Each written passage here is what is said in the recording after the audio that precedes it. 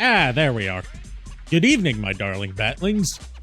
I've been on kind of an upward kick lately on as far as feeling less like death warmed over. So, we're going to be streaming again tonight, as you can clearly see. We're going to be doing some more of the Dark Forces remaster. Still partly a blind playthrough, although I have been playing it a little bit on my own, just to familiarize myself with the later parts of the game. I'm joined tonight by JKR. Don't mind me, I'm just making some coffee. Coffee? You gonna share that with me, good sir? I mean, you want it. Let's see, I think it came out of the orange can over here. You fool! That's decaf!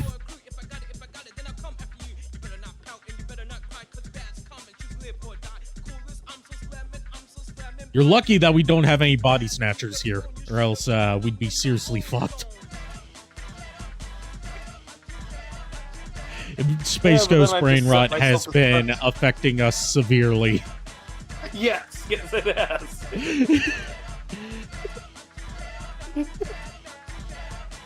Alright. So, without further Mountain Dew, let's get the game started. Yes.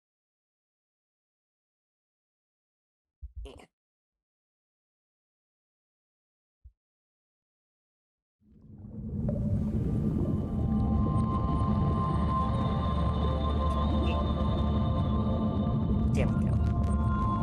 Why come I'm a little shit, Lulu? I told you that I was streaming tonight. My client pleads innocent, Your Honor. Oh, the pickup line from earlier. Yeah, you can blame JKR for that. He's the one who told me it. What? The Kansas one. Okay, Oh, back!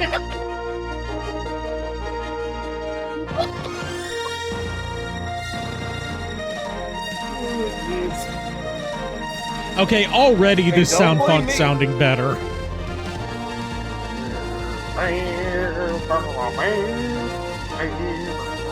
Alright, skip that before we... I said skip that before we get DMCA'd. I feel like that's probably enough to get me at least copyright claimed on YouTube and get all my ad revenue taken, which is great because I don't make ad revenue on YouTube to begin with.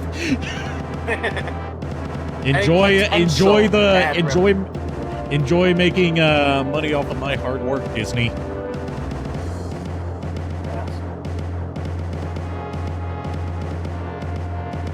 Alright, when we left off, we had gotten to the detention center, and I got so lost that I ended up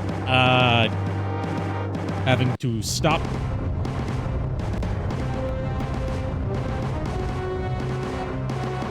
This contemptible excuse for an officer will no longer divulge any more information to that rebel, Kyle Katarn. Katarn will not be as easy to deal with. I'll say fuck! Oh, you joke about Foghorn Leghorn quote, but Foghorn Leghorn's been all over social media today. It's been one of my favorite out-of-nowhere memes to happen. And gave up on the struggle for our new order. I wouldn't put much faith in his abilities. Katarn will never come near this ship. My new hire. So I've got a bit more information about our main villain here, General Mock. Oh, hi, Boba Fett.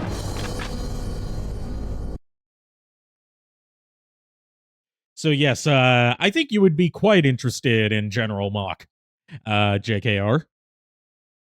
How so? He's an Imperial general who opposed the development of the Death Star.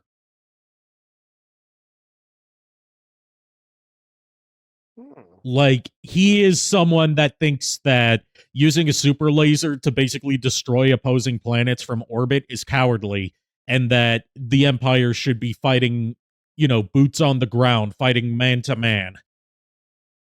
I mean, I could see that. Yeah, I would personally. I don't believe it's super weapons per se, but I do I like the idea of having mobile artillery on the ground, like the like the Imperial Walkers, except I wish they were better equipped instead of the cheap ass bullshit that Palpatine commissioned. But did it come from the recently renamed Emperor Palpatine Memorial Hospital?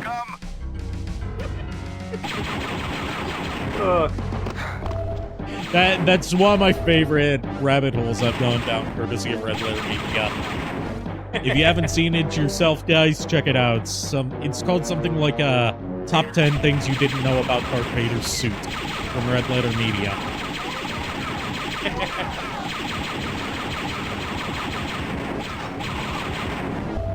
Down in the back, eh?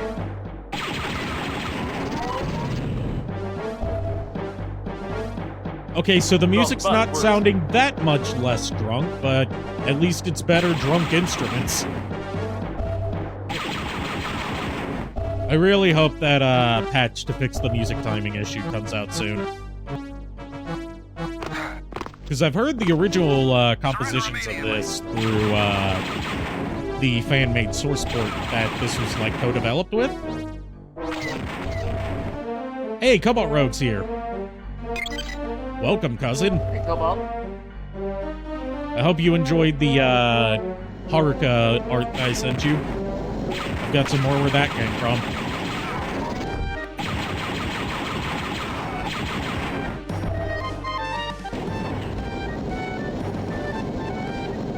Hey, Miles. Hope you've been doing well too, dude. It's been like series of doctor's appointments, and also today I had to take my car to get fixed and had to pick up a rental car for me to drive. It should be done by Friday, but since I have one of my medical procedures on Friday, I might not be able to actually pick up my car until next week.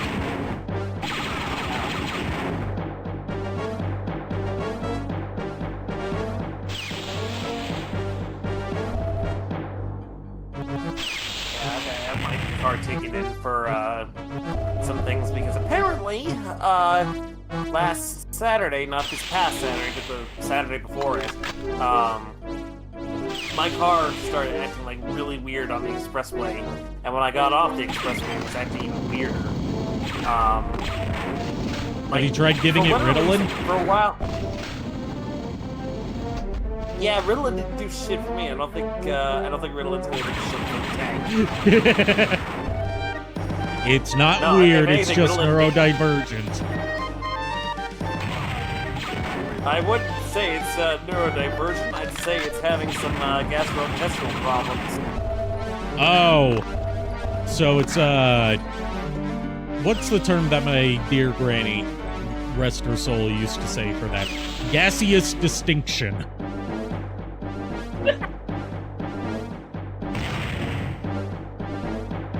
Granny was something else.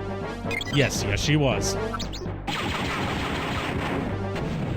We had our disagreements on certain points, like she didn't believe that atheists were actually atheists, and she had some questionable opinions about non-Christian religions, but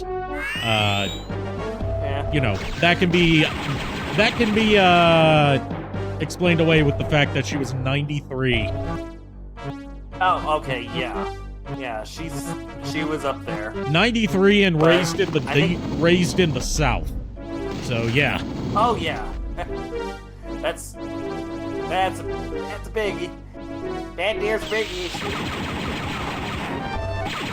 And Dash Cat, the reason the music's like this is because there's a bug in the remaster that makes the music's timing be very noticeably off. I was gonna say slightly off, but no, it's very bad. It's obviously off.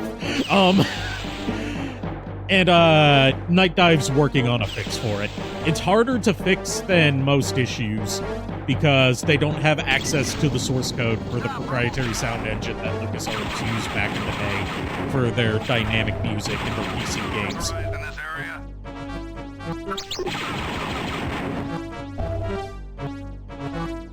I will say, if you get the original version of Dark Forces and either run it, you know, stock vanilla, or run it through the Force Engine remaster, it sounds a lot better currently.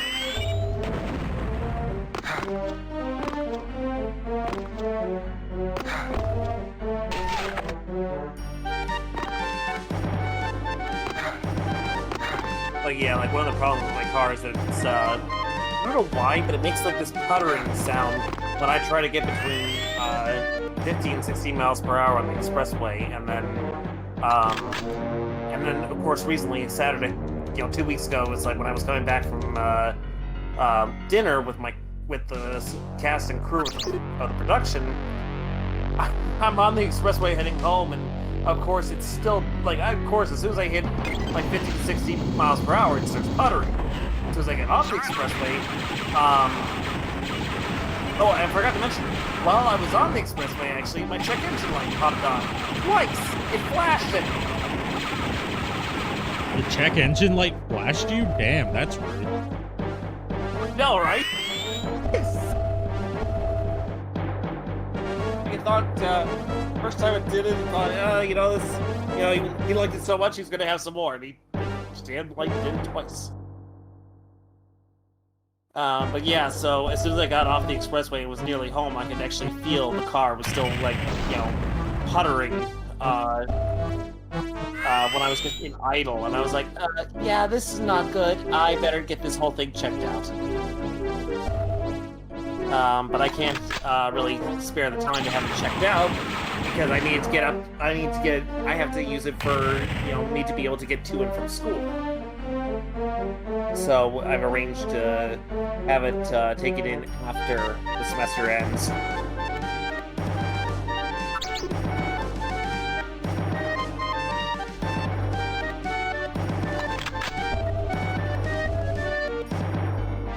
So you get for destroying mouse droids. An achievement. If anything. You get an achievement in the remaster. And it is possible to destroy them. Like that. And Nice. Apparently you also get batteries, which are used to power your gadgets. Like your headlamp, your IR goggles. That's pretty much it. Oh, and the gas mask that you get at a later level. Nice. Alright, we've done... Oh yeah, we haven't done everything we can do up here. I've got to enter the secret code. So secret even you don't know it.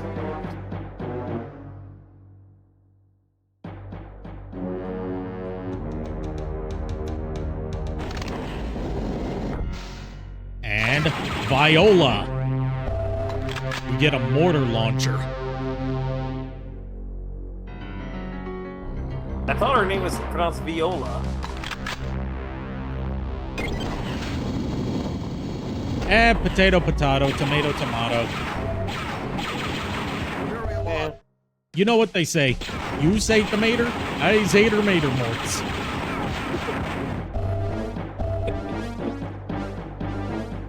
Yeah, you southerners. That's a Coach Z line, my dude. Technically, Homestar Runner is made by Southerners, so still accurate. True. Fair. From the old burst in my see an empire rise. From the north, reaching far. Here we are.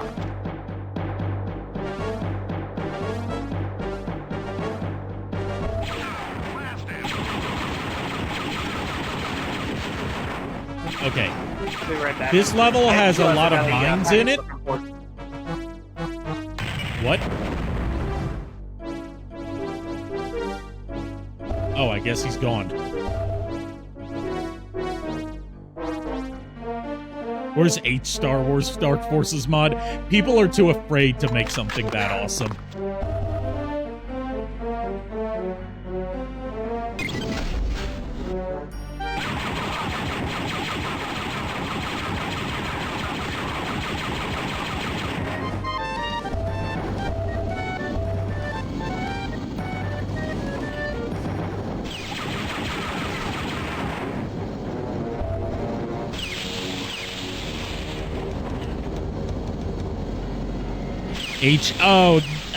Cobalt Road.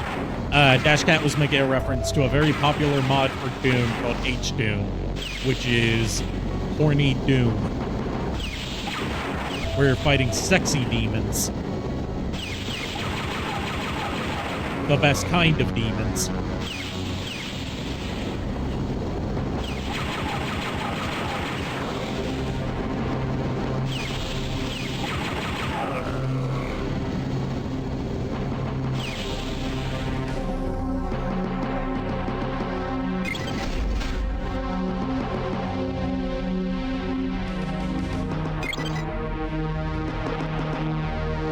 Did you guys see the, this game looks kind of fun. It is pretty fun.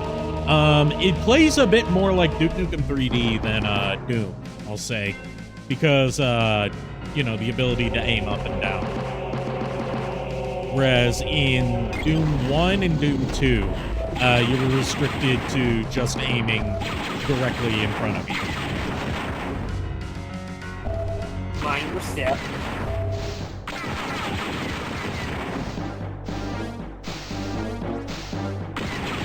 Never played Duke Nukem? I mean, Duke Nukem's on, Steam. And it's on this weird, like, third-party platform called Zoom. Not to be confused with the, video conferencing service Zoom. Basically, it's like a repository for indie and retro games, and, like, for some reason, Gearbox put the entire Duke Nukem series, except for Duke Nukem Forever, on there and just never advertised it.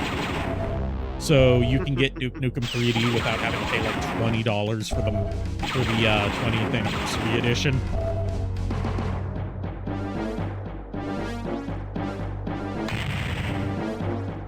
Gearbox does many things that are confusing.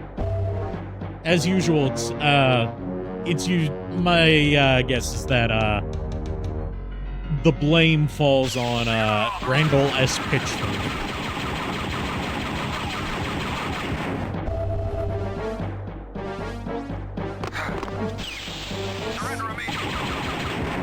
Surrender and die. More like surrender and die. I said surrender and die. Oh, I'm having a little trouble hearing you because you're quieter than the game. Oh, that's on my weird. end, at least. That's better. You might just need to get a bit closer to your mic. Yeah, like mug the mic.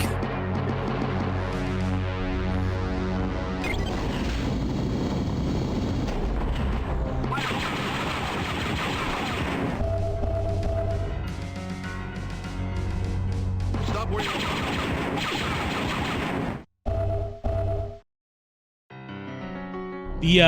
But yeah, regarding, you know, the fun factor of this game, the one thing that I'd say the remaster kind of fumbles on, you know, apart from the obvious music, is the insistence on keeping the limited live system from the original DOS version instead of adding in save states like most of the fan-made source ports do. Like, I get wanting to preserve the developer's original intended vision, but that original intended vision was unintuitive for the time. Because first-person shooters typically didn't have lives in them at the time. They had, like, you just saved anywhere you wanted to, and you could continue right where you left off. Doom did that. And I know that Dark Forces was in development at the same time as Doom, but came out like 2 years after Doom.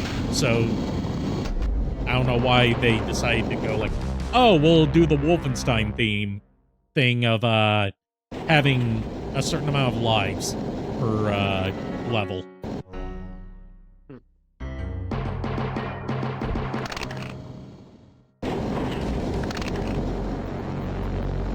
Lives were a platformer thing. Yeah, they're mostly a holdover from the arcade days, where like everything was high score based. So there was a reason to limit how many tries you had to complete the game, or just to play until you either, you know, got a high score, ran out of quarters, or got bored and moved on to something else.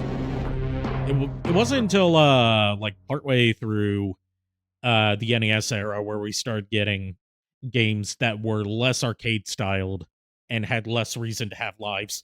No lives are a lot better, but like I wish they had offered the option for limited lives or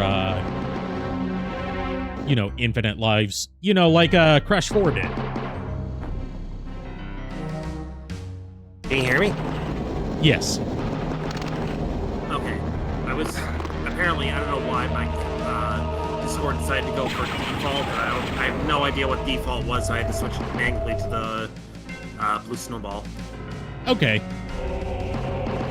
One of these days, I'll actually have the new microphone you sent me set up, but that's probably not going to be until after that's not going to be until after the semester ends because I'm just too freaking busy. Do you have a stand for it now?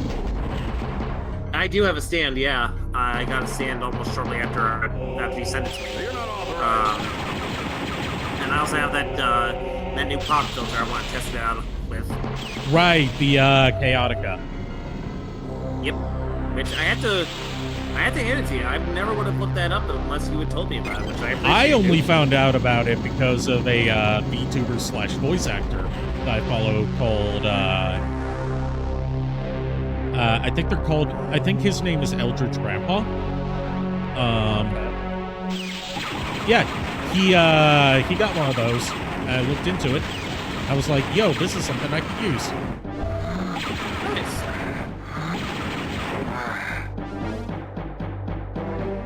You're really low on strength. That was the microwave hallway. Bit of a spoiler for Metal Gear Solid 4.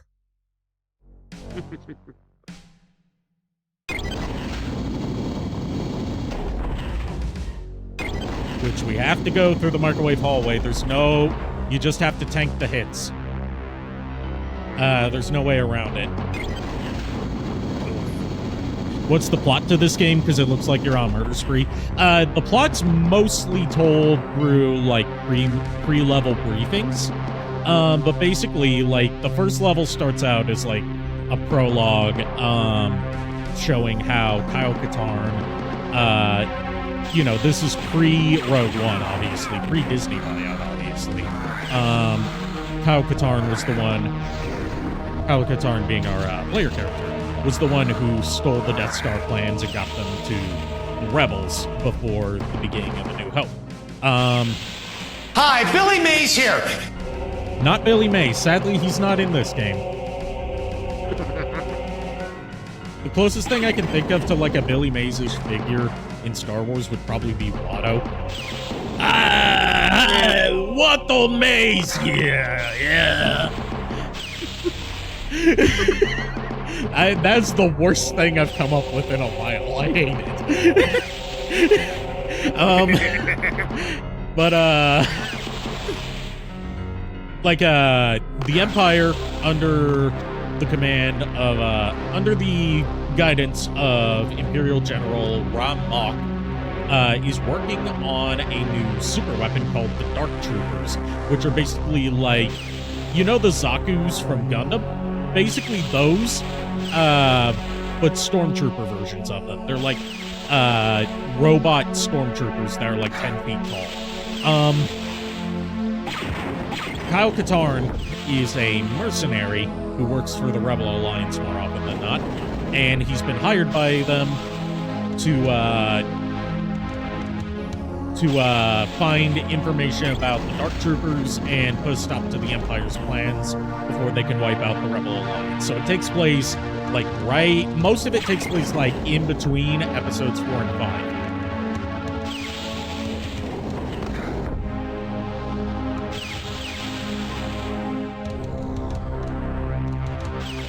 But gameplay-wise, it's, your standard 90s boomer shooter. With a little bit more of a puzzle focus than you saw in games like Doom.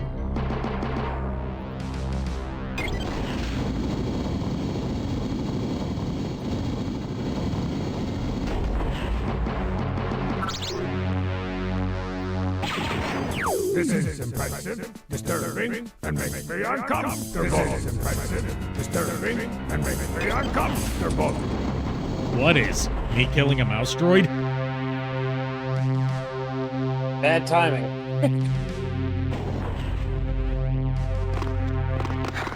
Oh, let me guess. That was in response to the Billy Mays Watto. Yes.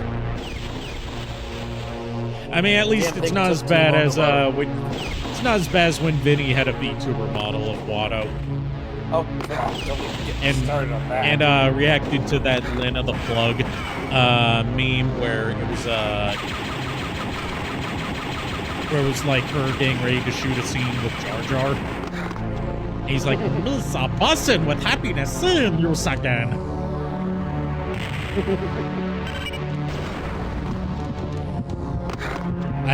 You will see throughout this stream that I have an intense hatred of the mines in this game. They're placed in the most dickish locations, and I still don't get how you're supposed to disable them, other than just throwing more explosives at them.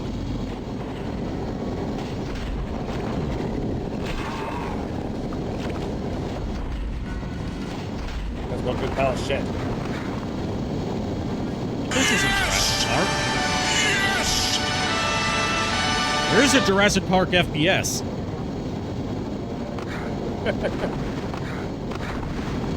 It's supposed to be terrible. It's called Jurassic Park Trespasser. The Angry Video Game Nerd did an episode on it. I vaguely recall that. Yeah, it came out when I was visiting you for the first time.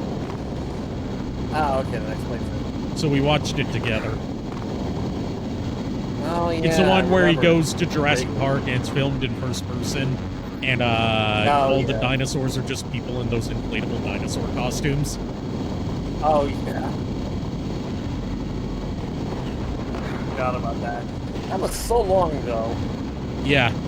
You're not authorized in this area. Not only are the mines placed in dickish locations, they can hit you from like halfway across the room. I don't know what the blast radius is, because it's not very consistent.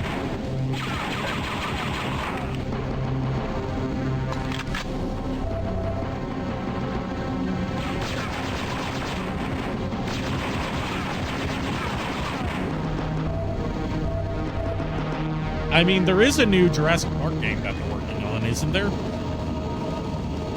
Like, outside of the Zoo Tycoon style ones that they've been doing for a while now. I really have no clue. I've been out of the loop on the Jurassic Park game scene for a while.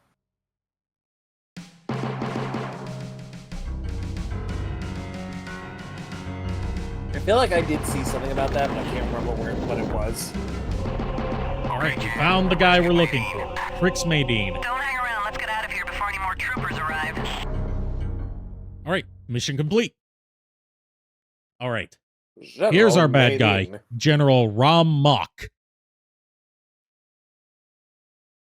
He really does look like a pile of mock. Let's see, I'll go ahead and read the briefing this time, because we've got some questions about the plot. I take it blasters have no effect on the mines. I'm not sure if they do. I'm genuinely not sure if they do.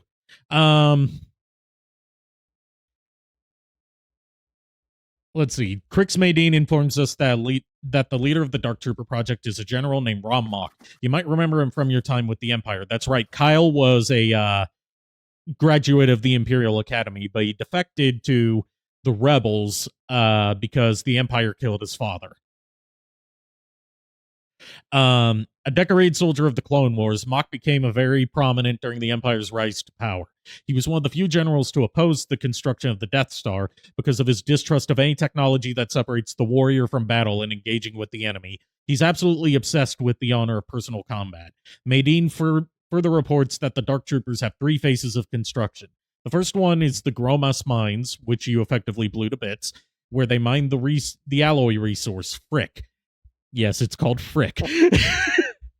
And they are aware of the joke, or at least Night Dive is, because the achievement you get for finding the piece of Frick alloy in one level is called What the Frick. The resulting alloy is then transported to the robotics facility, where it's treated and refined. The alloy is then taken to a special space cruiser, the Arc Hammer, where the final composition and assembly of the Dark Trooper takes place. The location for the robotics facility and the Arc Hammer are still unknown. Our next focus will be to find and destroy the robotics facility. General Mach has solicited the help of an underground kingpin unknown to us at the time. This kingpin supplies Mach with smugglers to move his raw goods to the different facilities. Maydeen, before his capture, was able to find that one of the routes that the smugglers use starts from Ramsey's Head, a spaceport on the planet Kalseti. Placing this tracking device in the engine port at the rear of the smuggler ship should lead us right to the robotics facility. And there's a picture of what we're looking for. Babu Frick. Yeah, this is a different spelling of Frick. I mean, one of my favorite Babu Frick memes is like a video where it's just all the clips of Babu Frick, but they dub over him with Psychic Couples noises. You know, the creator of Smiling Friends and frequent guest on Oni Plays. You know, Anakin most likely had a vibrator setting on his robotic arm when it came to fisting Padme. I'm gonna pretend I didn't hear that. Who the fuck starts a conversation like that? I just sat down!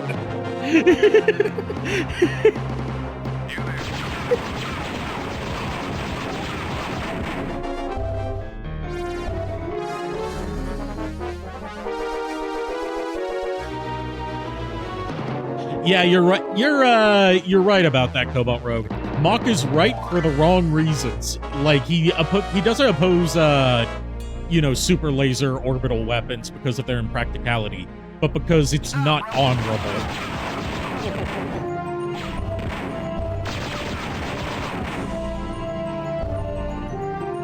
Because, like, think about it when it comes to orbital super weapons, right? In order for them to be effective, they have to be within orbit first. Yeah.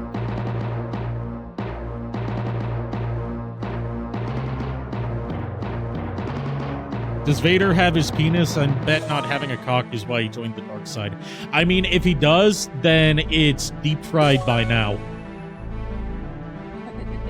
After he's fallen to the lava pits of Mustafar.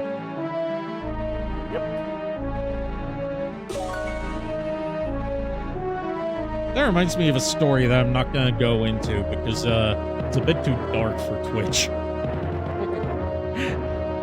Just look up Armin Maiwez if you want a story about someone trying to cook and eat a penis.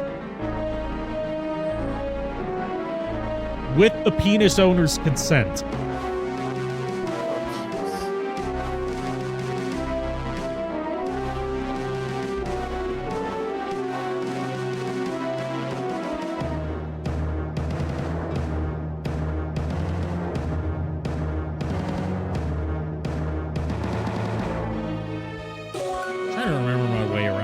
I just played this yesterday and I've already forgotten fucking everything.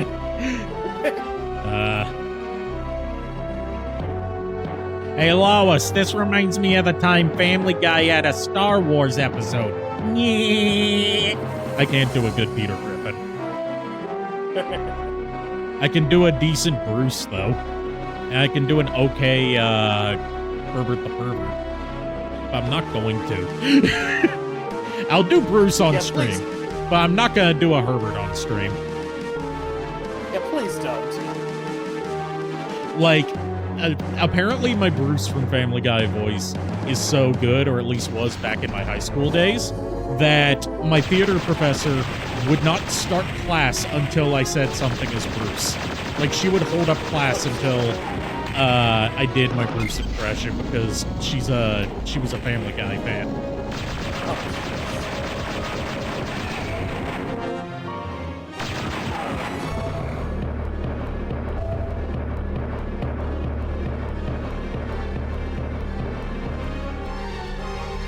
Fun fact, have you ever wondered why Family Guy hasn't done a prequel special for as far as Star Wars goes, even though they totally could, as far as legality goes, due to being owned by Disney now?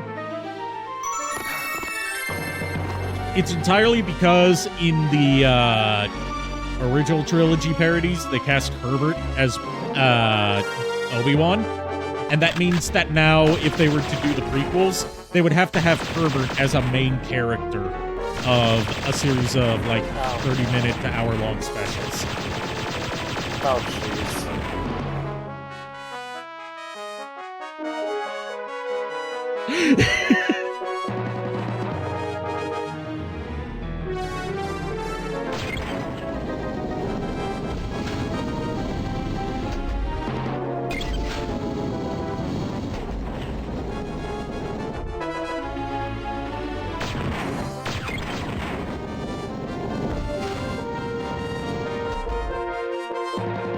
at least that's one of the reasons that has been reported by some sources. Don't know if there's any validity to it, but it sounds like at least a logistical reason for why they haven't done it.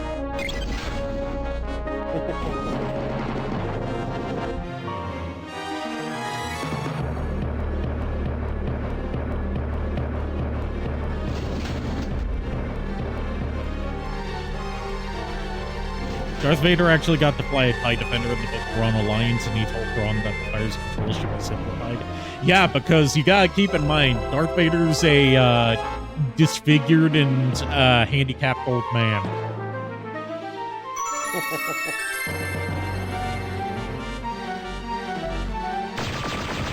I haven't read any of the Thrawn books. I totally should.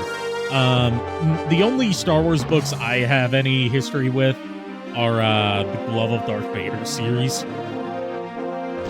which was like aimed at younger readers, had a lot more like fantastical elements, declared mostly non-canon, like even back during the Legends age of Star Wars, it was still considered mostly non-canon. Like the official explanation that the authors of those junior books went with was that they were stories that Leia told to her children about events that actually happened. But like sanitized and simplified for her child audience. Yeah.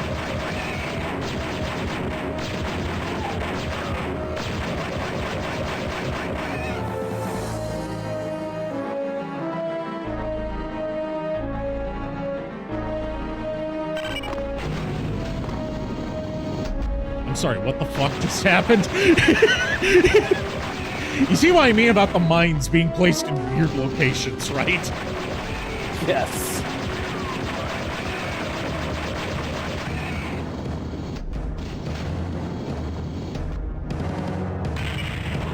Once we get to the Jabba level, it's going to get especially egregious. Because they just straight up place mines behind doors. Oh, and expect you to tank the hit. Please do mind the mines. Surrender immediately. Hey, Ari. Yes? What do you do if you're a dyslexic, agnostic, and an insomniac?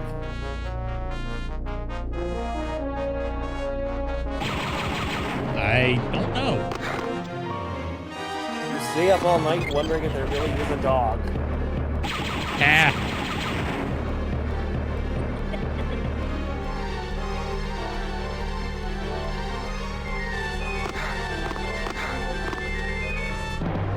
I've got to get up there somehow. Oh, like this.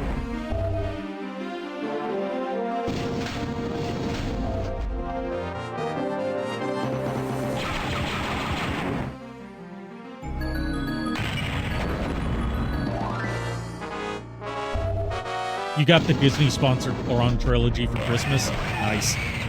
I've heard good things about those books.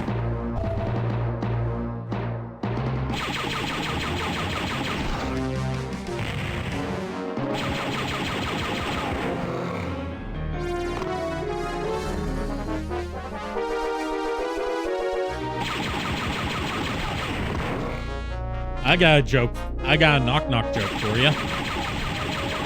Okay. Knock knock. Oh, he's home. Knock knock. Who's there? Fuck you.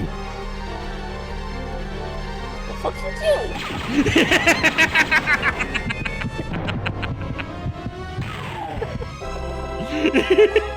My God, the shotgun! Yeah, I deserve that. Again, Space Ghost brain rot.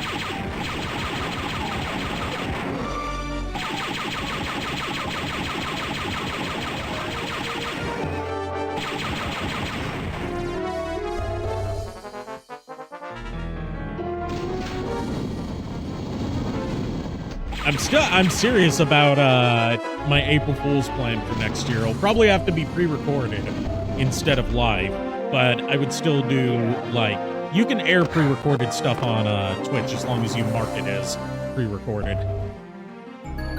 Yeah, I mean, you can technically do the same on YouTube because I've seen well, it yeah, you can do it on YouTube Hasbro because YouTube's built around pre-recorded content.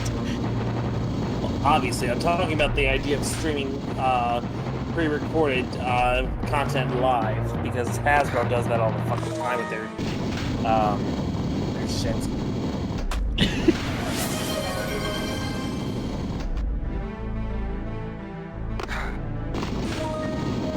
Did it hit? It hit? I can't tell.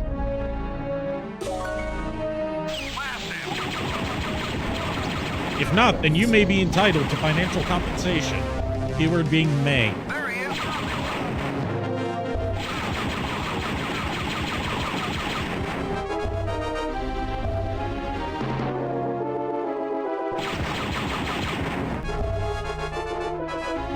No?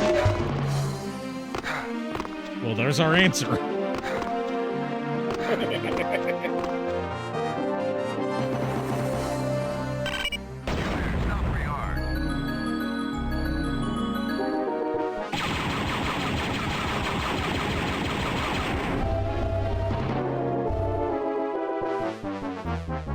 See, in my personal opinion, I've always heard the term a blaster bolt always has someone's name on it. But, you know, someone like me who is, you know, practically, you know, a package of C4, you know, I prefer to use the term to whom it may concern. There we go. That Dash Cat, that's the right answer. It's not that the throw didn't work, it's just that Cobalt Rogue, whoever's throwing, has Stormtrooper aim. Yeah, well, you can bring those fucking helmets. I can't see shit. Yeah, out of those helmets. I've shown you guys what the view from a Stormtrooper helmet looks like.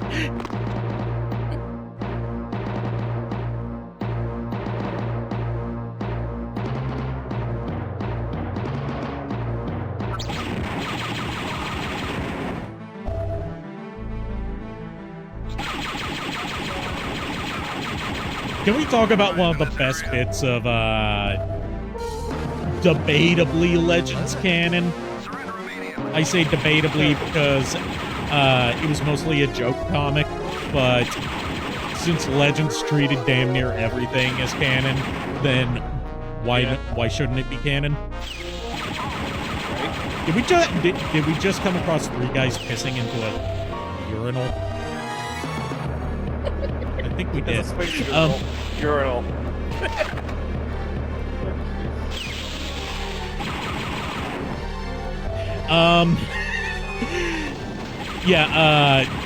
The story of George R. Binks, the father of Jar Jar Binks. Oh god, that! When he gets trapped on a deserted planet with Jar Jar and tries to shoot himself because Jar Jar's so insufferable.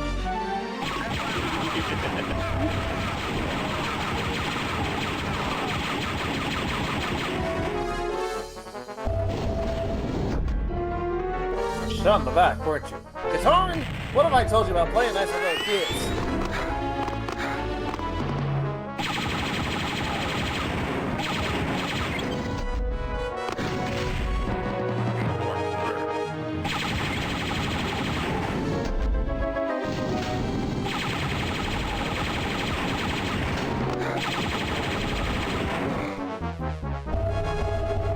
The way you were chastising Kyle Katarn there makes you sound like old man yells at cloud.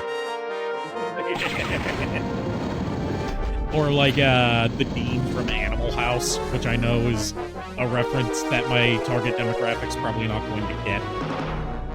Yeah. Like literally that was me paraphrasing a line from Atlantis the Lost Empire. I have not seen Atlantis in so long. I should. I really should. I was obsessed with that movie as a kid. Same here. I still have one of the toys in my collection. the Leviathan toy. Oh, You know, the big nice. lobster mech. But it's not Oh, complete, yeah, so it's lobster, yep. worthless. Still. One of the claws, it may came be- apart at the seams. I mean, it may be monetarily worthless, but hey, It's monetarily you know, worthless, it's, but it has nostalgia value. Yep. And that's just as good. Yes. That's why I always tell myself to avoid feeling terrible about how I could be sitting on gold mine of easily resellable products if I had just taken better care of them. Like, I had two of those rare Resource Crash Bandicoot figures, but they're worthless because one of them fell apart and the other was used as a bath toy. I mean, the thing is, we were kids, so as kids, we're not gonna give a shit. We don't get when you're a kid, you don't give shits. You only take shits. I don't know what I'm saying. I'm trying to give out some sage wisdom to you guys. Strike the wall ahead.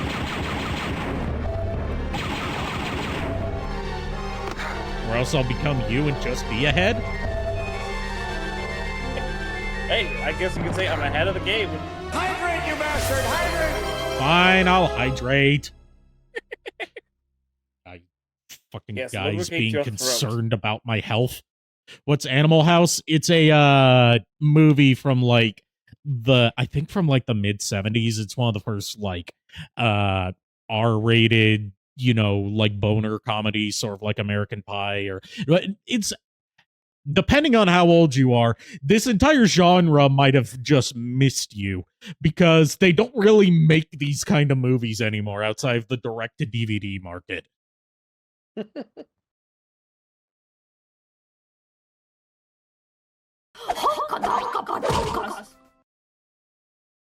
But it stars a lot of like at the time big Saturday Night Live celebrities, mainly John Belushi, who was like at the peak of his popularity then.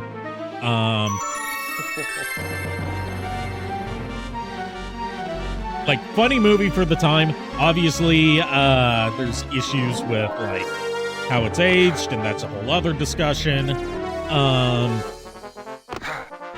Because it's got like, you know, it was made in the 70s. It's going to have some outdated socio-political stuff in it.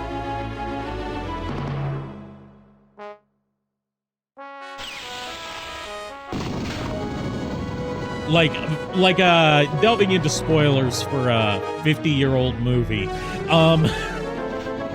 I don't know about you, but if I were writing a sex comedy aimed at like horny college students, I for one would not have a whole plot line centered around a guy trying to hook up with this hot girl working as a cashier, inviting her to a frat party, and they go to hook up and like you see her boobas, and then it's like, by the way, I'm 13 years old. Like, I would not have that be the punchline.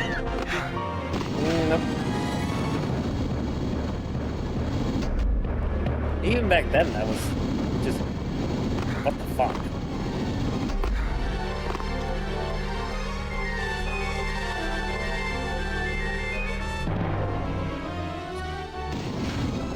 Yeah, very 70s movie.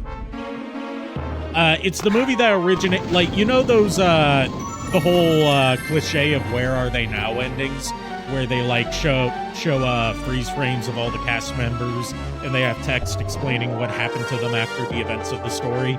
That was started by Animal House. Oh, jeez.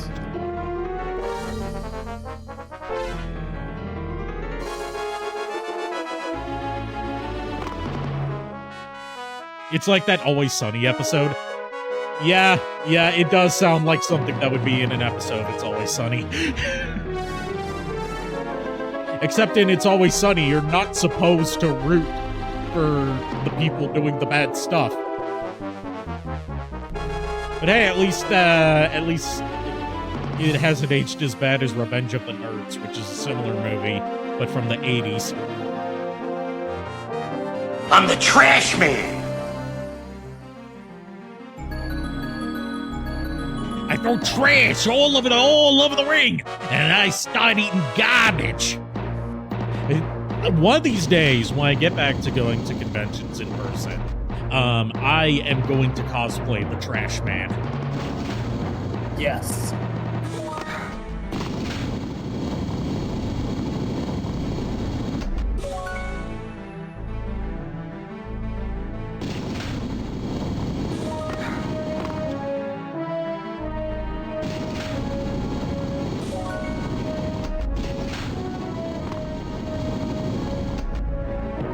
You've heard of that movie, never seen it? I don't think it would really appeal to people of younger generations because it's very steeped in like the 80s idea of what a nerd is versus what nerddom is like today, where like its definition of a nerd is just anyone who doesn't fit like, you know, the yuppie preppy stereotype. So it's a very loose definition of what even makes someone a nerd. Yeah, because back then being a nerd was... And that's without getting into how it glorifies essaying people. But that's a talk for another time on a site that's not Twitch.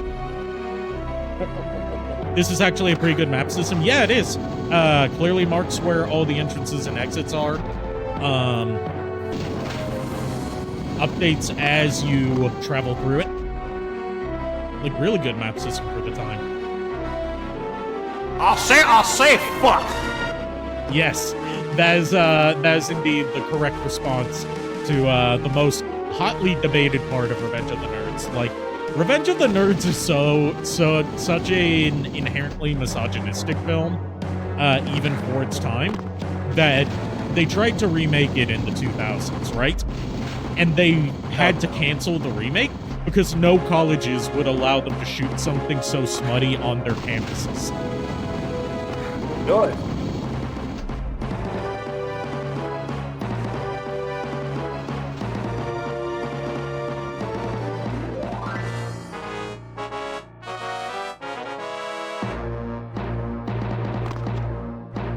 Where are you anyway? I'm supposed to be in the spaceport. I'm trying to figure out where the red door is that I got the red key to. I think I'm in the wrong area entirely.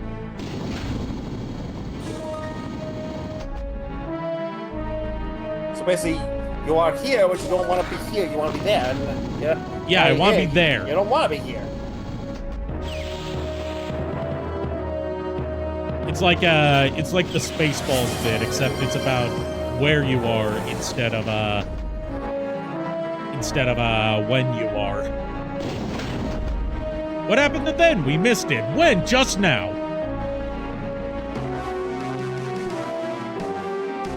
You there, stop where you are. Can we go back to now? We can't. Why? We missed it. Oh.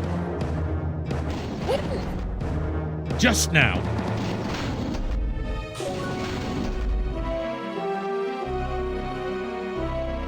Seriously, Spaceballs is one of the most ingeniously written parody movies of all time. It really is. Mel Brooks is a genius. He is a mad genius. Yeah, it's sad that his animated series didn't work too well, from what I understand. Yeah, the animated series was dog shit. It barely had anything to do with the concept of Spaceballs. It was more like trying to do a, at the time, modern parody style, you know, like your Seltzer and Freebird, Scary Movie, Date Movie, Epic Movie, those kinds of things. Where like each episode was a parody of a different, at the time, popular pop culture thing. And the only reason, you know, that anyone will want to check it out other than, you know, curiosity to see how bad it is that it featured some of the returning cast members from the original Spaceballs. Not all of them. Like, they didn't get back Rick Moranis. And for obvious reasons, they didn't get John Candy back. Right. But Mel Brooks plays the same characters. I'm pretty sure that Daphne Zuniga and what's his name? Bill Pullman are both in there, but I'm not entirely sure. Yeah. Hats Off Entertainment has a good retrospective on that series and why it didn't work. Yeah. Scary I'll One tell you and right now why Scary it Movie worked. 1 and 2 are actually funny. Everything else isn't. That's because Scary Movie 1 and 2 were mostly written by the Wayans brothers, whereas the other ones were either written by Jerry Zucker, or if you're talking about like specifically date movie, epic movie, Meet the Spartans, and disaster movie, those ones were written by a duo called Seltzer and Greenberg. Like they're Nepo babies. That's how they managed to get into Hollywood in the first place. Despite, you know, writing and directing some of the worst comedies of all time. And nowadays, even their Nepo baby status can't help them because they've tried to make several more of their shitty parodies over the past decade, but no studio will touch them. And I say good riddance. I saw Meet the Spartans in theaters, and I felt ashamed for asking my mom to take me and my friend to see that.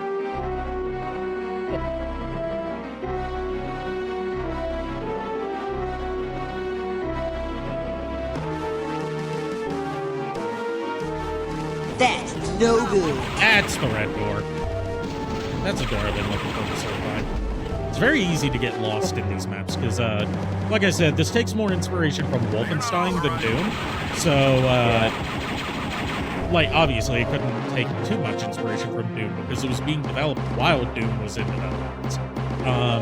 So it's got more of like a maze layout that you would see in Wolfenstein 3D versus Doom having a more, like, it's still kind of maze-like, but there's still a more obvious linear path.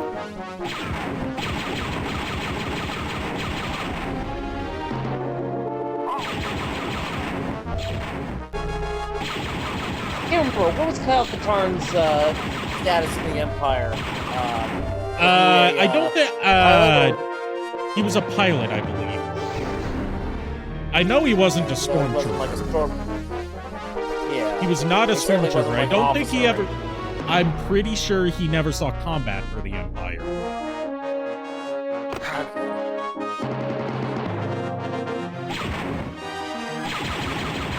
Because, like, his big thing is the Empire killed his father, because he was, you know, one of the last remaining Jedi.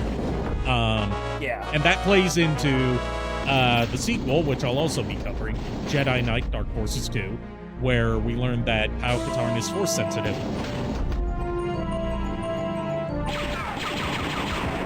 Because his midichlorian count is high, apparently. Yes, and because he's the direct son of a Jedi. Yes. More, you know, as a more... As we know... Yeah. As we know, the Jedi... If you are a Jedi, you cannot have children. Upsets the Well, balance it hadn't between been, the lives of that the hadn't been gods. established yet, because these came out before the prequels. Yeah. So a lot of I this know, early still. Legend stuff went with the idea that Jedi were fucking around all the time. Yeah.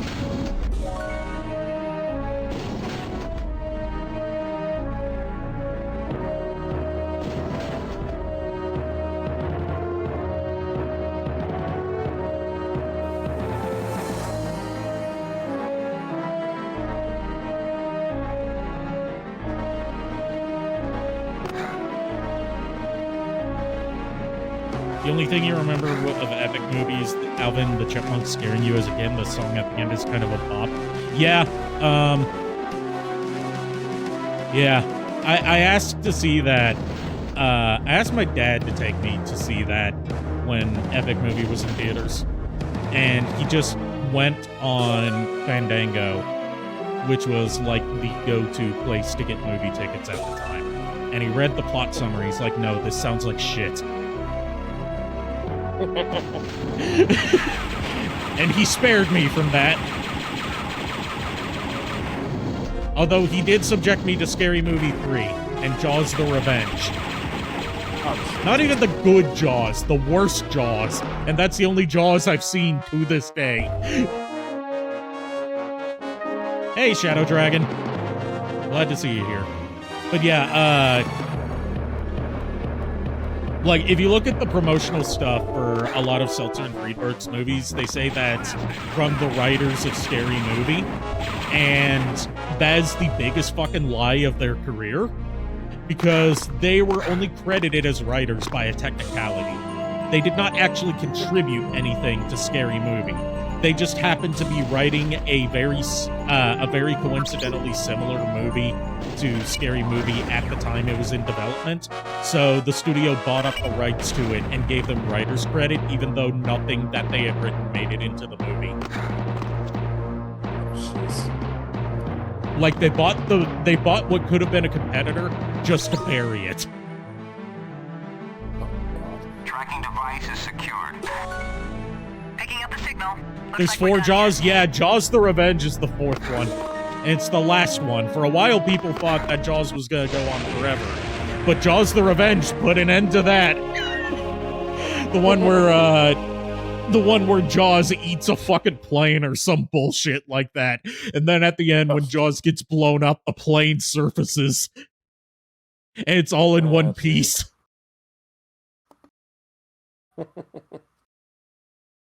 Yeah, I've noticed that about this game's achievements. They're very much, like, you don't have to go out of your way to get most of them, except for, like, the one for destroying a mouse droid. Alright, this level gives people a lot of problems, because due to a bug, you can get stuck.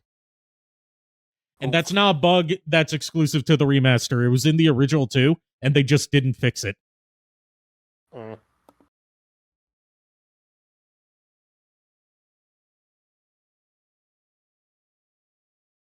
Alright, so we're going to the robotics facility, so they won't be able to... oh, I pressed the wrong button. There we go. Going to the robotics facility, so we can blow it the fuck up, so they won't be able to make any more Dark Troopers.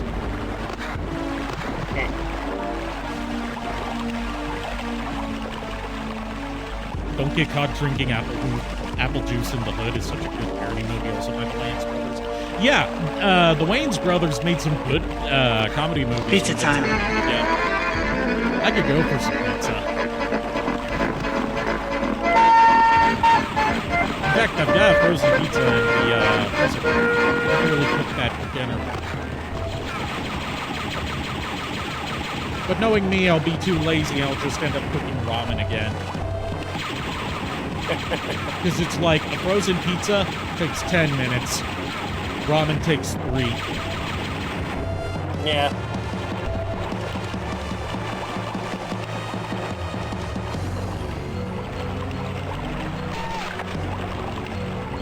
White Chicks is a guilty pleasure.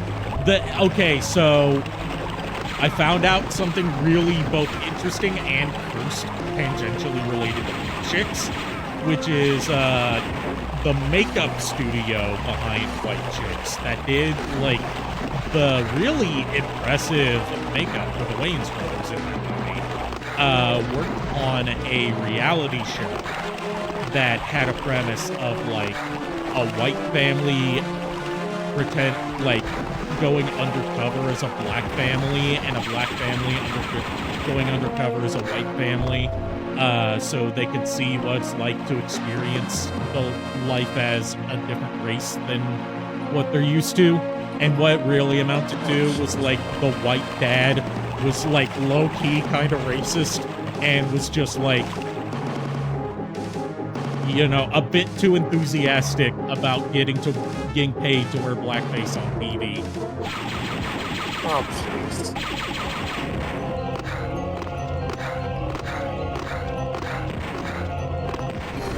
Okay, we got the cleats. That's the thing that keeps us from getting stuck. Yeah, Cynical Reviews has a review of that show on his channel. The show was called Black White.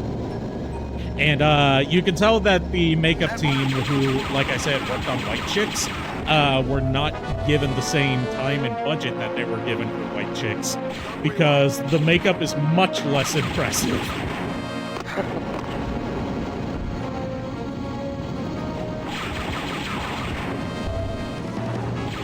Like, the thing that a lot of people don't understand about the production of White Chicks that I learned recently is that they really didn't want to half-ass the makeup for the Wayans brothers.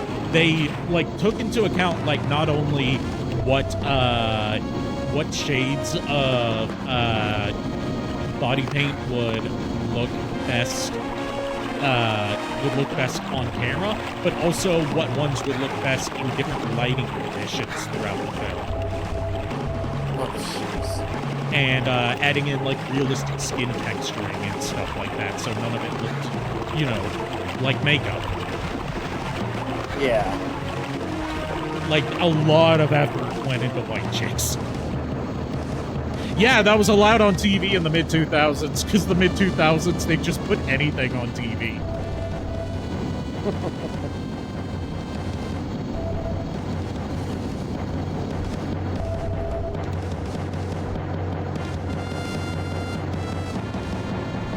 You hate the water sounds in this game? Yeah. I'm not too big of a fan of that. Where in stuff? Oh, there you are. Fucking turrets.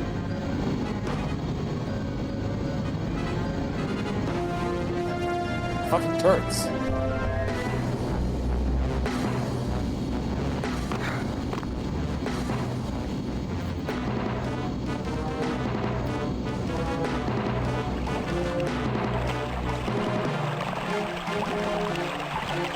Yeah, thankfully there's not too many stages that have water in them, so you don't have to hear that sound too often.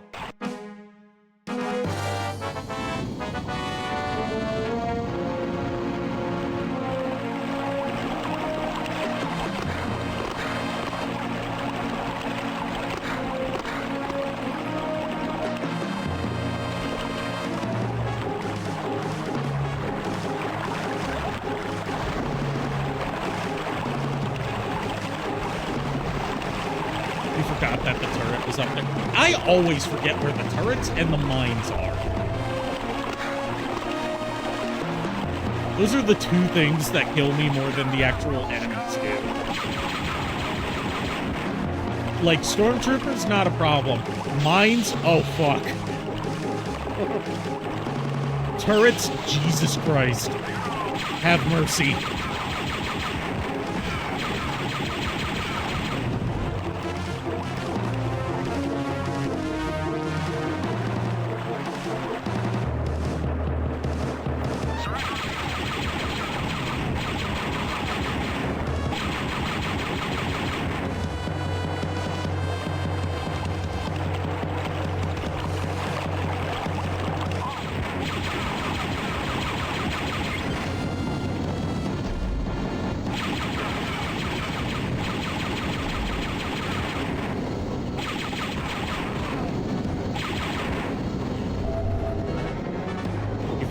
Hearing that sound. Yeah, it doesn't sound like water running. It sounds like water coming out of a faucet.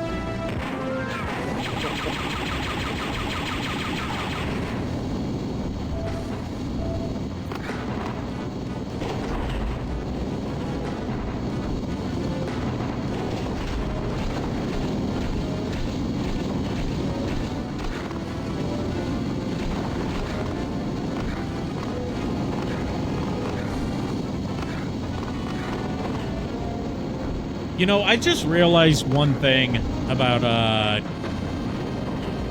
one thing that kind of disappoints me about the rumor of Hayden Christensen playing Shadow being, deconfirmed.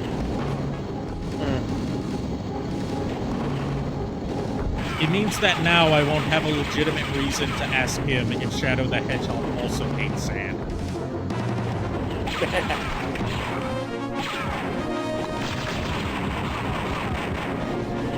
Like, if I were to somehow meet Hayden Christensen at a convention, and I were to ask him, like, the Shadow the Hedgehog also hates sand, he'd be like, what the fuck does that mean?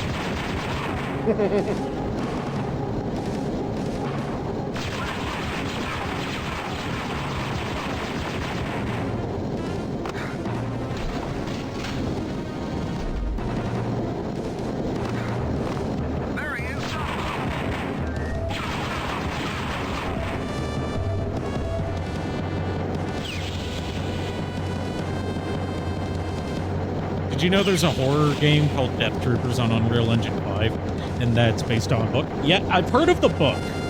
I didn't know that there was a game. Is it like an official game, or is it a fan game? Either way, still awesome. Like, a friend of mine that I had in college hyped the hell out of the Death Troopers book, because he's like, dude, it's Star Wars with zombie stormtroopers.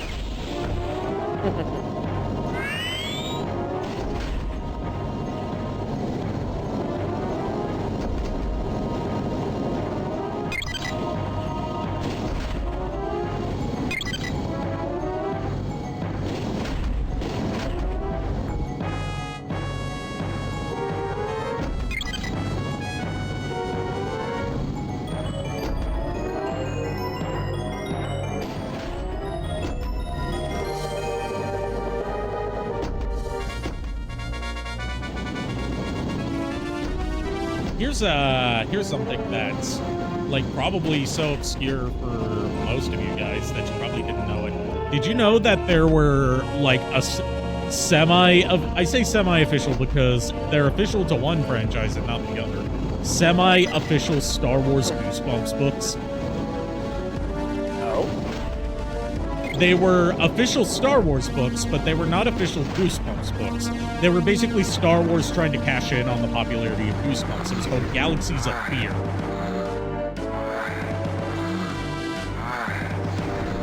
Alright, we got the gas mask.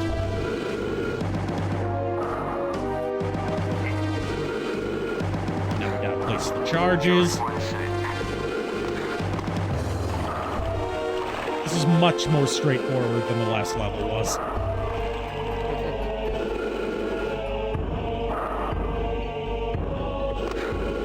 Charge 2 set.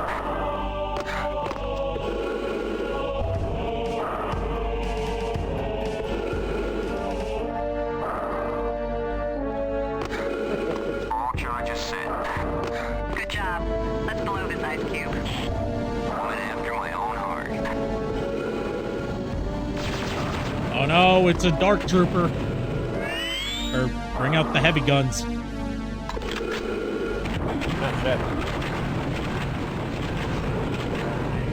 Apparently that, like, Terminator fucking thing that we fought in the Mines level was a Phase 1 Dark Trooper before it's had its armor applied. This is a Phase 2 Dark Trooper. Where it's got its armor applied and it's got its weaponry. It's got its basic weaponry, but it's not fully ready to be deployed yet. Yeah. And then Phase 3 Dark Troopers are like the ones that wipe out entire rebel bases on their own.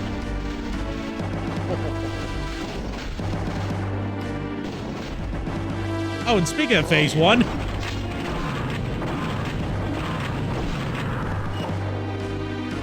that was a Phase 1.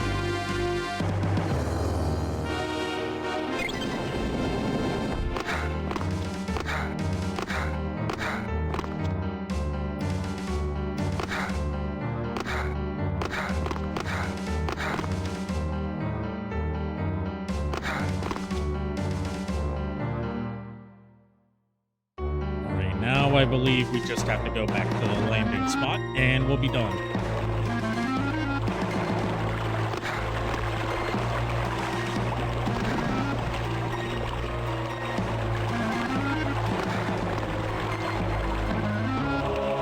Here we go. See, that wasn't so bad.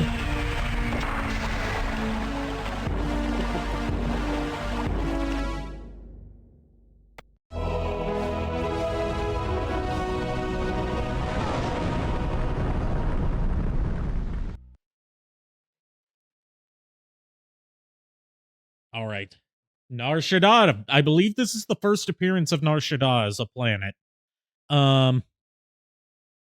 You must be making a big dent in Mock's plans, Kyle. I got word that he's placed a healthy death mark on your head. Every bounty hunter in the system will be after your hide. But if that's not enough, I've tracked some smuggler ships that made routes to and from Gromasen and TV, and they all lead to Nar Shaddaa, the smuggler's den, just the place you want to be when you have a price on your head. The smugglers must be getting their routes from the Empire somehow, and this is the hub for just that kind of activity. What you'll be looking for are Imperial navigation devices or charts. I'll be landing in the heart of Nar Shaddaa, so try not to stir up the local bounty hunters. So we've got to find navigational evidence. Have a good night, Dash Cat. See ya, Dash Cat. This will probably be the last level I play for tonight, because this one goes on for a while. Oh boy. This took me like an hour to beat the first time I played it, because there's so many like cheap things in this level. It also introduces the worst kind of enemy that's not a mine, which is yeah, I've never known how to pronounce it. What's the name of the species that Bosk is a part of? Like Trandoshans or something like that? Trandoshans, yeah. Yeah, you run into them starting in this stage, and they're equipped with what I like to call fuck you rifles, where they're concussive blasters that just eat away at your health and can hit you from a mile away. Damn.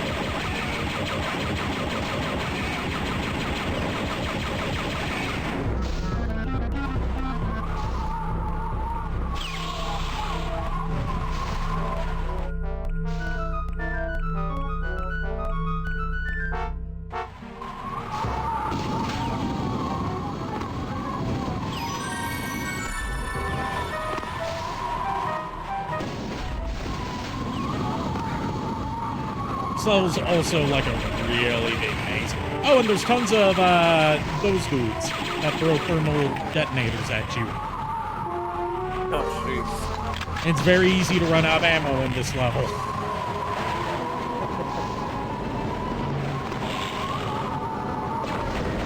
There we go. There's one of those fuckers. And now we got Concussive Blaster. Nice. At the very least, you get to use the weapon that they use on you.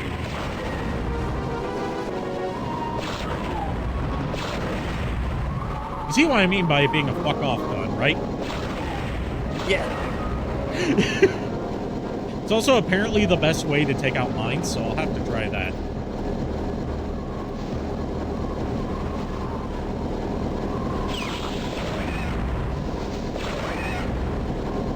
Don't use in closed corridors. Got it.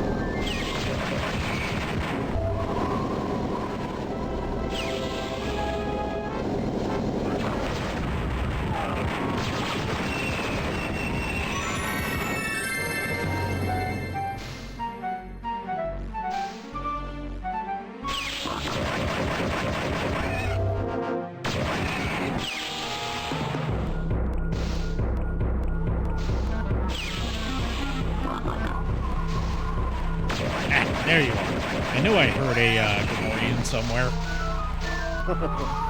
What so this they game, they just make pig noises. Yeah. I was gonna say, what are they doing on a Death Star, but I forgot this is not the Death Star. Yeah, the Death Star was blown up after the first level. Right.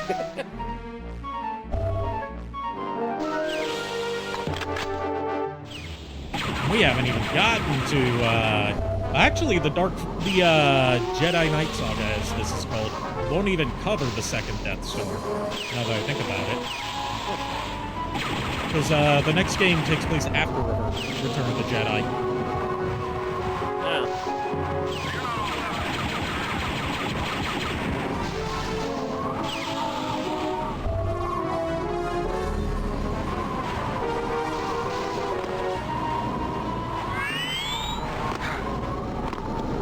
That jump.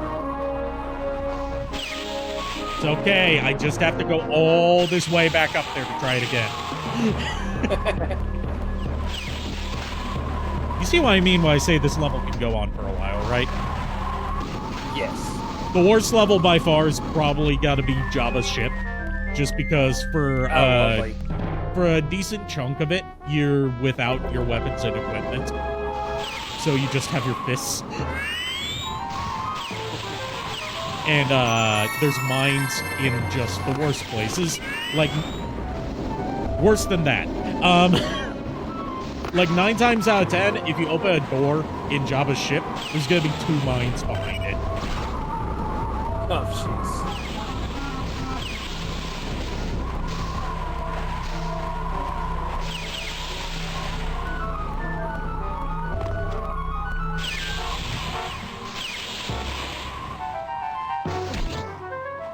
This way, this way, this way. Ah!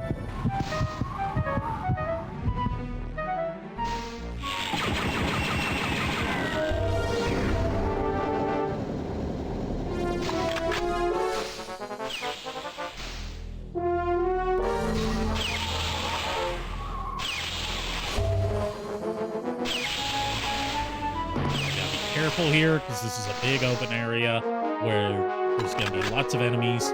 So this calls for the concussion blast.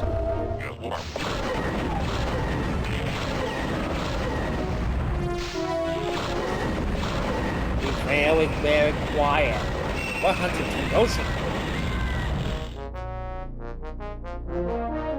You know, I don't know why, but I really liked Bosk as a kid. I had the figure of him, even though he only appears in like one scene in one movie. Yeah, right. That's the kind of Star Wars kid I was. It's like, I didn't care whether they were a recognizable part of the movie that played like any significance in the story. It's like, they look cool, so I want them. Yeah.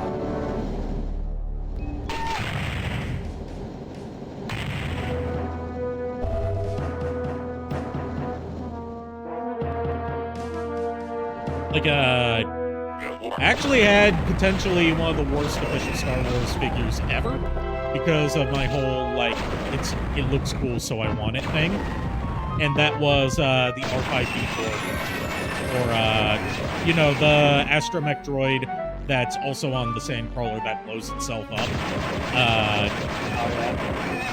So, Luke ends up picking R2. Like, it's only in that one scene, and then it's never mentioned again. They made a figure of it, and they decided... This was the 90s figure of it, where they decided to give them all action features, because they were, like, trying to make Star Wars more like G.I. Joe. Which included making all the men buff and making all the women, like, really thick. Like, I've... Somewhere in my collection, I've got the 90s Princess Leia figure from A New Hope. And in that one, like, she's got a removable robe, and she's got like thick muscular thighs and huge tatas. And the Luke Skywalker figure is like really buff, which, you know, Mark Hamill's many things, but he's not buff. Right. You ever look at a paperclip and it looks like a Republic gunship? I feel like that's a reference to something I should know.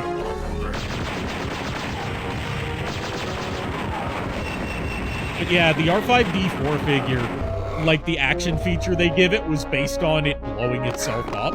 So like No, it it's the one with splits the up. bad motivator. Yeah, it's the one with the bad motivator. Like, its action feature is, like, it splits open, and it fires a missile. So, that's supposed to be the bad motivator. Not to be confused with Big Motivator, which is from a different franchise. It is a different kind of bad action figure.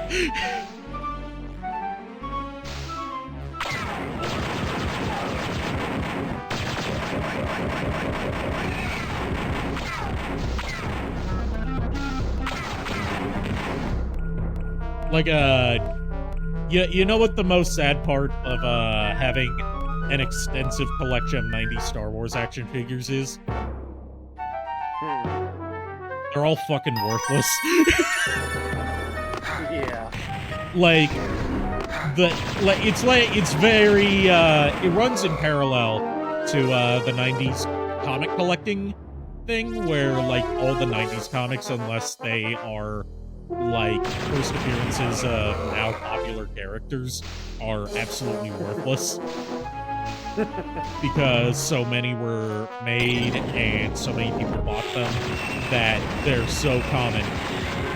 You can find them so easily and so commonly that they have no value no matter what condition they're in. That's the 90s Star Wars figures. People saw that the 70s and 80s Star Wars figures were going for insane prices on the aftermarket because there were less of them. Like, you know, legendarily, the most valuable retro Star Wars figure is a Boba Fett with a firing missile. Because there's a limited number of those out in the wild. Whereas, if you were to try and collect the 90s Star Wars figures, you can get them for dirt cheap because they were everywhere. Everyone had them. Yeah. And because of that, there's no rarity to them.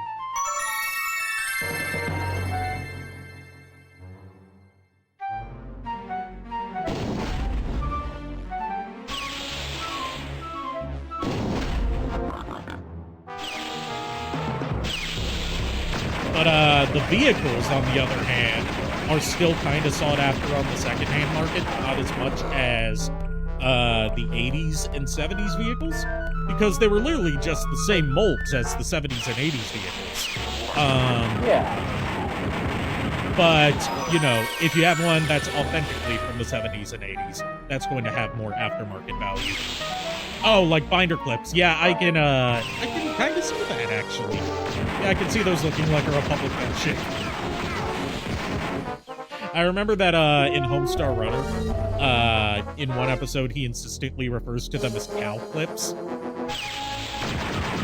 Because he thinks that they look like cows. So, like, me being the autistic Homestar Runner fan that I am, in my senior year of high school, I kept on insistently referring to them as cow clips. It was sort of like a running gag with me, my friends, and my teachers. And my girlfriend at the time, as a birthday present, made me a cow pattern binder clip. With, like, googly eyes and everything. I threw it away because she ended up cheating on me. Oh, good. While I was in the hospital. And when I say good, I don't mean the fact that... Good that I got away from that, especially since she was, like, kind of in a little, like, multi-sect of Christianity. Like, very, like, fundamentalist type stuff. Oh, so it's one of those, One of those, like, she had gay friends, but she opposed gay marriage. It's like, I don't think that being gay in itself is... she was like, I don't think being gay in itself makes you a bad person, but you're not allowed to get married because you're an abomination. That's so stupid. That's so hypocritical of what it is. Yeah.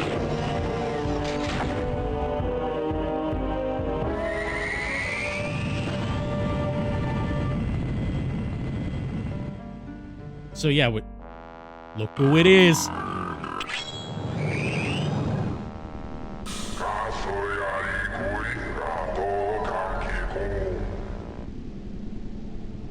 Up to you too, Java.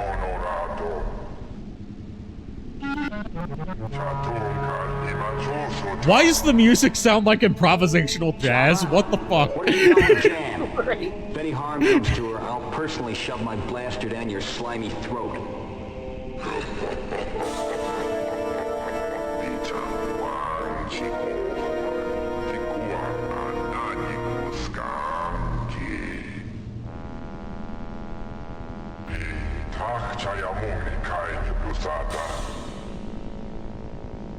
I wish you were here too, Jabba. There's nothing like roast Kel Dragon.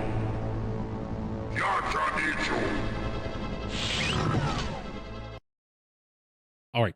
Because Jan was captured and she was our mission briefing person, we have no mission briefing.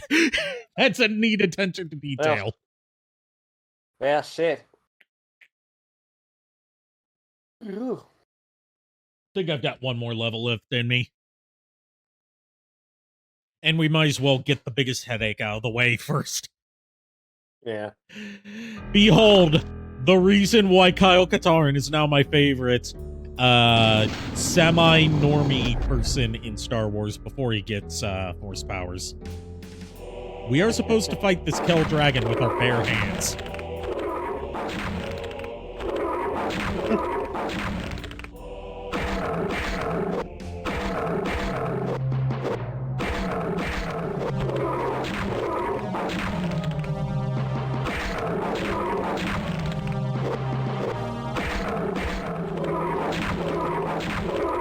The Force is not fire. It is venom. In that simple maxim is the entirety of Sith philosophy. But what Khan and my other lesser predecessors could understand is that such a fundamental truth is the evidence of insight on my part, and rather stupidity on their part. The Force is not fire. It cannot be passed from one uselessly torch to another, and another. We just punched a Kel Dragon to death. Holy fuck. This is one of the most confusing maps you've ever seen in your life. This is the first room of the map. Also, hi, Sheba. Hi, hope you've been doing well. I've got some Olive stuff to send you. Because I know you like Olive updates, or pupdates as I've taken to calling them. Because they are pupper updates. Ah, yes. How is the pupper? She's good. I get to see her again on Friday.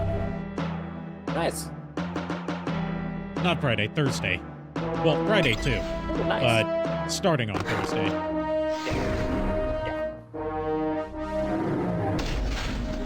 Ah, another Kel Dragon. It's okay, they can't fit in tight spaces. They're too thick. Extra thick. Are you saying that you would fuck a Kel Dragon? No. What if it was like a VTuber based on a Kel Dragon? Like a Zentreya based on a Kel Dragon. Then maybe. Depends on the model. Fun fact, in pre-production, these things were supposed to be crate dragons.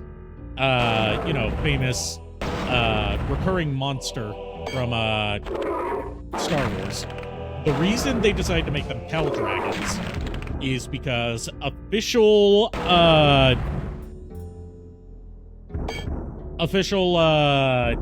media had already said that crate dragons were a lot bigger than this.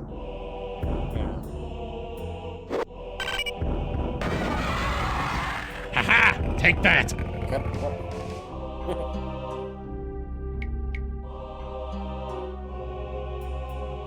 I feel like, you know, the weird thing is, I don't think I've ever actually noticed what the crate dragon looks like in the official Star Wars movies. If it's we only see the skeleton of one. Oh, okay. But in the game Star Wars Bounty Hunter, we do get to see an alive crate dragon. And in Knights of the Old Republic, we also come across crate dragons. Nice. They mostly live on Tatooine, which, you know, that's why Jabba has more relatives, the Kel Dragon. Yeah.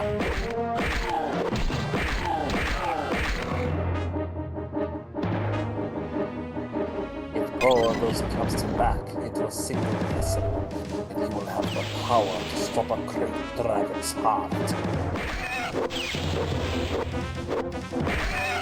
I can stop its heart without using the Force. Just give me a deep fryer, some lard, and like as much beef as you can find, and some eggs, and flour, and buttermilk. Basically, I'm gonna make some chicken fried steak and feed it to the crate dragons.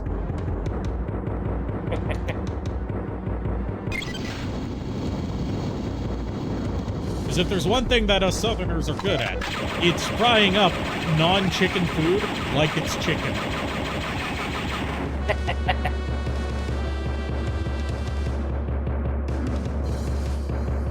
And, you know, that and your, Southern hospitality. Depends on what part of the South you're going to. That's true.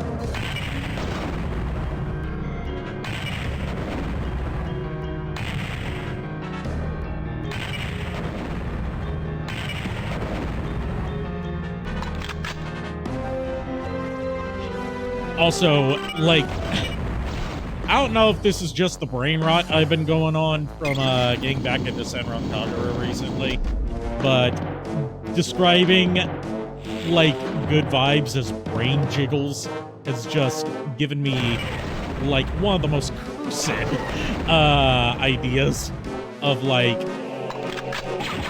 you know, the Senrons are so jiggly that even their brains jiggle.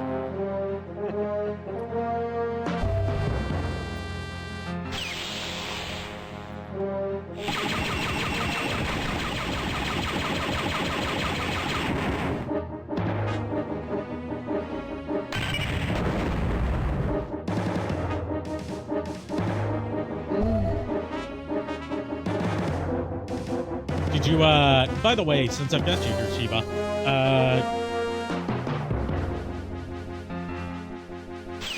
did you, get my message about the, thumbnail idea? You see what I mean about minds being behind doors in this stage, right? Like, thematically, it makes sense. Because it's Jabba's ship, and Jabba's an asshole. So of course he would have his ship laid out like an asshole. Yep.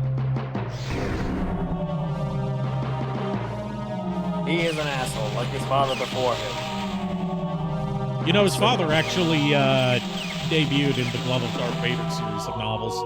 I remember that because he became a minor antagonist throughout that series. His name was Zorba the Hutt.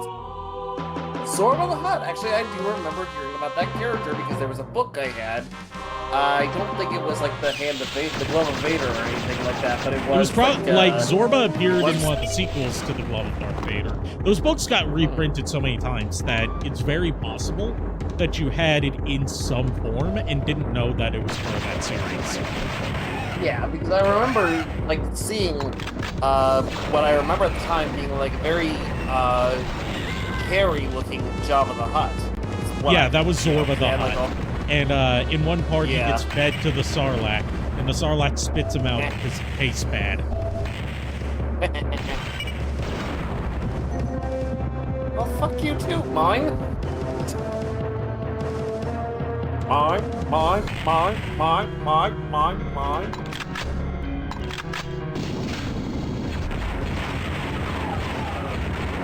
So I also did some, like, you know, Wikipedia reading on our boy Moff Revis, you know, the guy who looks like a precursor to Mr. Plinkett. And it turns out that, like, they don't have a direct answer on whether he's actually granted the title of Moff. But what the common consensus among the fandom appears to be is that Moff is just his name, sort of like, you know, someone being named Baron or Duke.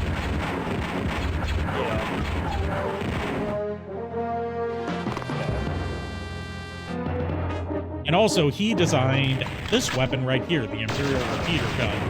And in its alt-fire mode, which is that, it fires 3 shots in a triangular pattern, specifically because it was made for killing Jedi. A Jedi would only be able to block 2 of the shots at once with their lightsaber.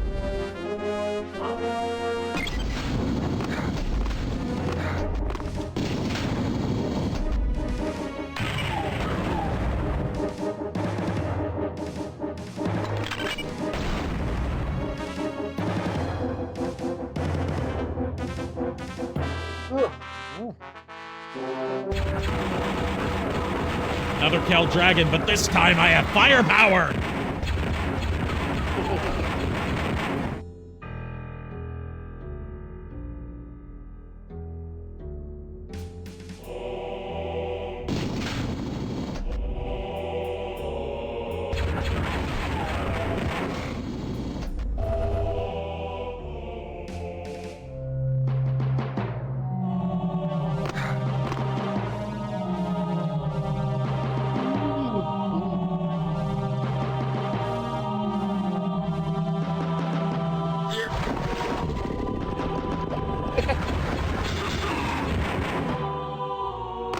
Can't get over the fact that it uses the stop scream for when you fall. Like, there's no Wilhelm screams, to my surprise, or at least none as far as I've seen.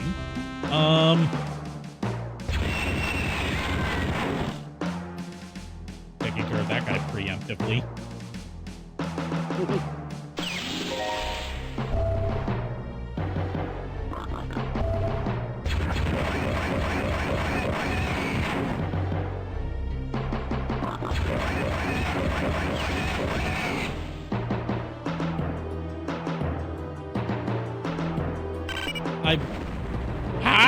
Miss me this time! Fuck. I was waiting for that.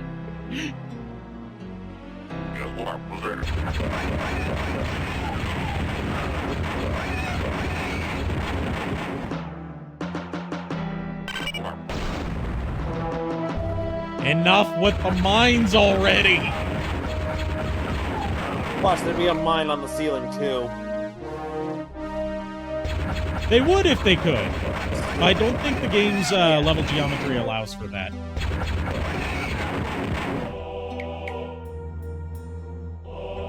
But I could just see Jabba doing that just because, you know, just be an asshole.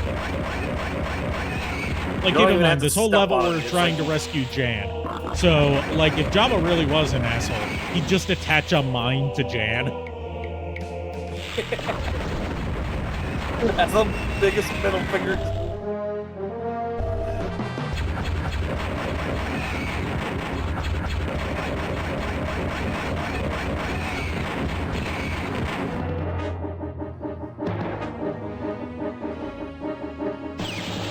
Aha! Extra life. I needed that. I really needed that!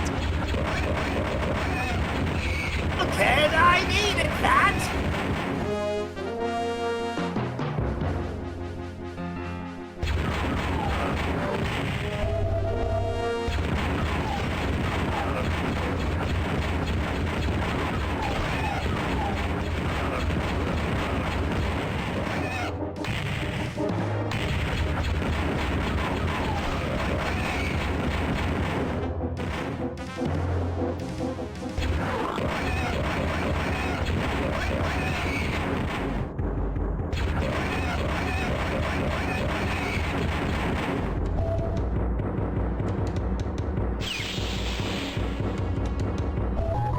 Got the nav card, or Nava card. Nava, like lava. I don't know what I'm saying. My brain's turning to mush. I've had a long-ass day. I think you would have to have a brain for it to go mush. You know... Sorry, bad joke. You know, they say that when you try to multitask,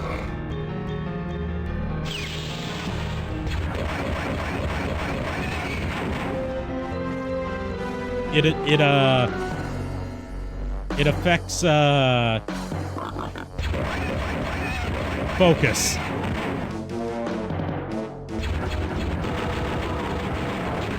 There, guy, drag that joke out long enough.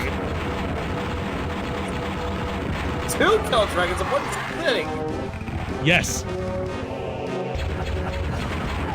That was serious, right?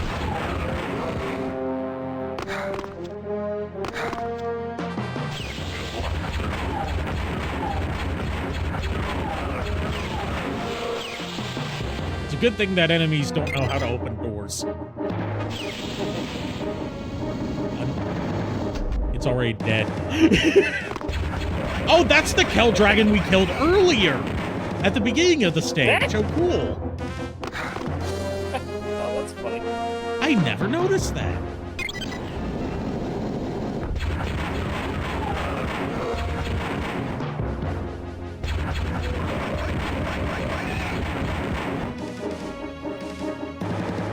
Fuck all these aliens. Don't they know that humanity is the superior race? Sorry, what? I heard something about racial superiority. Not...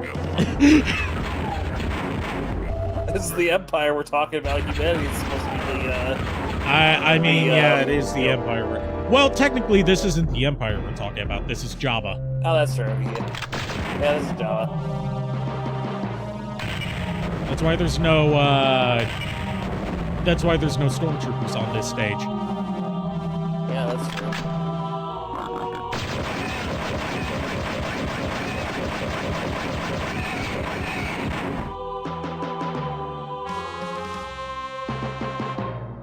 Shadow Dragon. My response to your little Mario thing? No.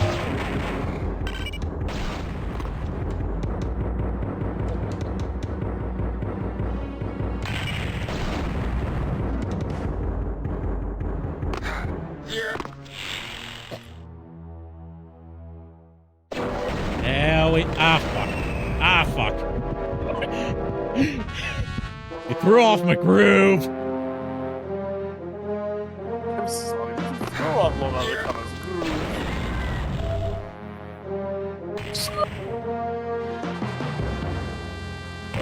Cuts me across the room. Or out the window. Look out the window.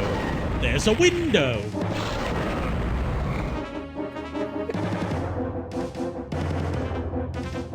I don't know why, but that's one of my favorite YouTube groupisms where they just, like, you know, repeat the thing that they're talking about. Like, Seymour! The house is the house!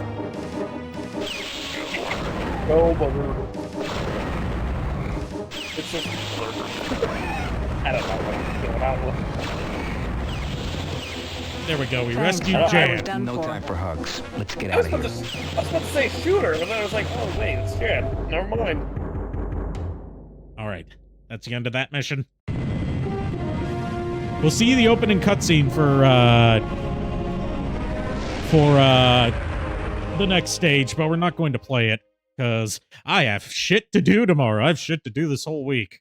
I have to go in for a medical procedure tomorrow, and I'm not looking forward to it. But I'm looking forward to seeing the results from it at the very least. Oh, that's good.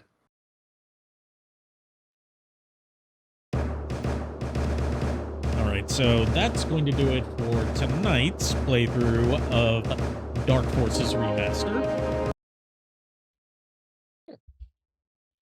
And, let's switch back over to the chatting scene and see if we're going to raid anyone tonight.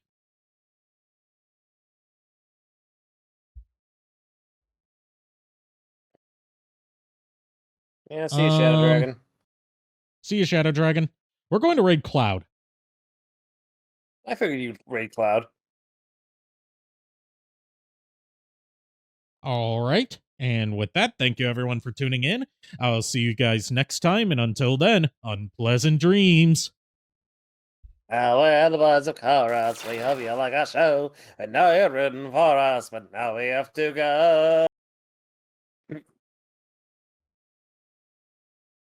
Ow.